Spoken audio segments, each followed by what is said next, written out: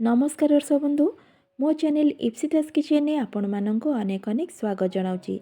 आज मु आपण मानक देखेबी बहुत सुंदर रंगीन और देहपाई स्वास्थ्यकर रेनबो भेज राइस जोटा कि बनेबा बहुत इजी।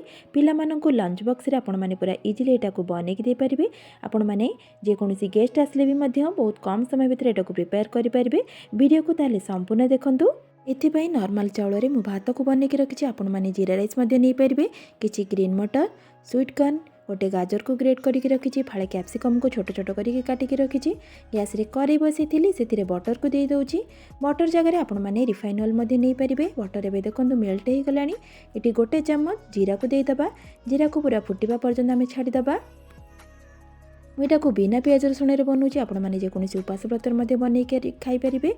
देखो ये सबू वेजिटेबल्स को आम ऐड करवा। गाजर, ग्रीन मटर, स्वीट कॉर्न और कैप्सिकम को ये दे दूची। आपण मैंने चाहिए ये बीन्स ऐड करें। ताकू आम 2 ରୁ 3 मिनिट पर्यंत लो टू मीडियम फ्लेम रे भाजी नबा। जहाँद्वारा कि परिबा गुड़िक भलसे पूरा भाजी हो। आम बिल्कुल ए पानी ऐड करवा नहीं, सेमती बटर ताकू भलसे भाजी नबा।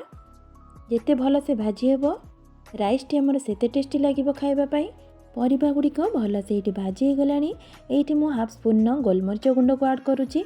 स्वाद अनुसार लुण को ये दे दूची। ताकू भलसे मिसई नबा। मिसईकी 20 ରୁ 25 सेकेंड पर्यंत आउ टिके ताकू भाजी नबा। परिबा सहित गोलमरिच गुंड एवं लुण भलसे एबे मिसी गलानी। एठी आमे भात को ऐड करिबा। आपण माने नॉर्मल राइस जगह रे जीरा राइस मते नेले आउ टिके टेस्टी लागिबो खाइबा पई। मु एठी नॉर्मल राइस नेची। जहाँ घरे अवेलेबल थिबो आपण माने सबुथिरे एटा को बने पारिबे। सबु भात को मु वेजिटेबल सहित ऐड करि नेली। ताकू भलसे एबे मिसई नबा। गैस रो फ्लेम को पूरा लो रे रखिथिबे। एठी नले भात गुड़िक लागिज तळु। मुझे ये भलसे गोलई नौची। आपण मैंने विभिन्न प्रकार राइस बने कि घरे खाइथिबे, किंतु एटा बहुत कम समय आपण मैंने बने पारिबे। देखंतु हमर रेडी हो गला। एठी ताकू आमे 2 ରୁ 3 मिनिट पर्यंत टिके लो फ्लेम रे बसई नबा। तापरे फाळे लेंबू को एठी चुपुड़ी नौची। आपण माने लेंबू जगह रे सोया सॉस मध्ये नै परिबे। लेंबू रस को दे सारा पर ताकू भलसे बे गोलई नौची।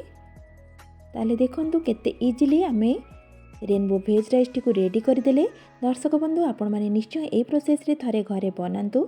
गेस्ट मानकु रेडी करिक दियंतु। लंच बॉक्स रे मध्ये पिला मानकु टिफिन्स रे दियंतु। जदि आज रो वीडियो टी आपण मानकु पसंद आसीथिबो प्लीज गोटे लाइक करि नेबे।